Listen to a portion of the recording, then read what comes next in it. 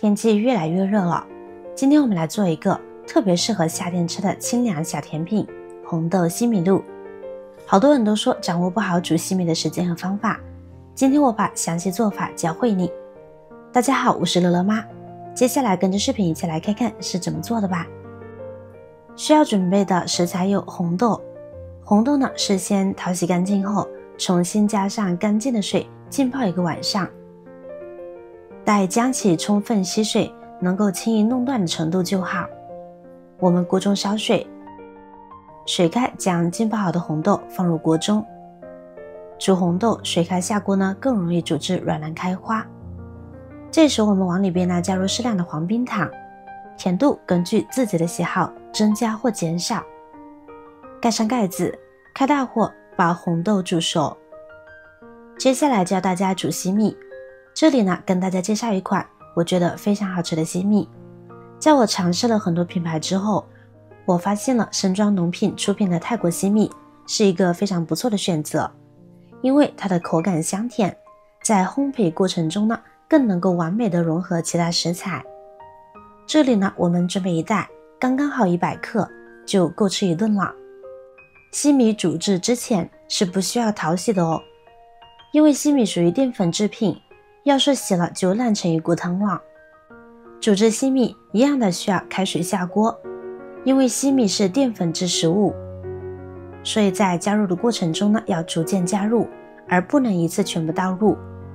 而且西米与水的比例呢为1:1.5，水多西米才不会成坨，并且需要不停的搅拌，防止糊锅粘连成块。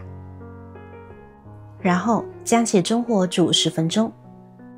过程中需要勺子不停的搅拌，防止粘锅。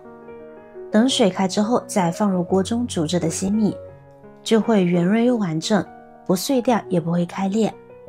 一直煮至西米表面呢变得透明了，但里面还有白芯，这个时候关火，多加一个步骤，让它焖一焖，焖上10分钟左右。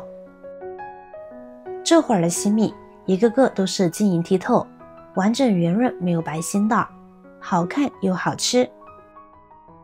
煮好的西米用漏勺控水捞出，放入凉白开中浸泡着，这样西米口感颗粒性更好，不会成坨，也不会黏糊糊的。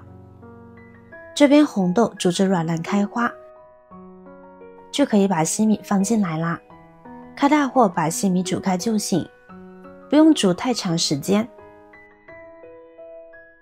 最后我们往里边呢加入少许的椰奶或者纯牛奶，搅拌均匀，美味的红豆西米露就制作完成啦。甜而不腻的红豆加上超级 Q 弹的小西米，牛奶中也带着浓浓的红豆味，自己煮制吃起来非常的健康，比奶茶好喝，比奶茶更健康。且西米露呢可随意搭配食材烹饪，各种水果绿豆皆可，放入冰箱冷藏再吃，口感会更好哦。清爽解暑，学会了您和您的家人必养口福了。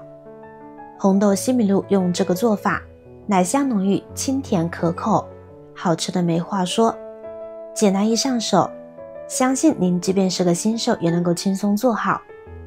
大家无论多忙多累，也要记得按时吃饭哦，保持健康饮食。如果你也喜欢这道美食，请您给我点个赞吧，让我们共同拥有美好的生活。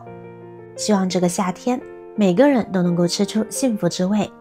别忘了关注我哟，感谢您的支持。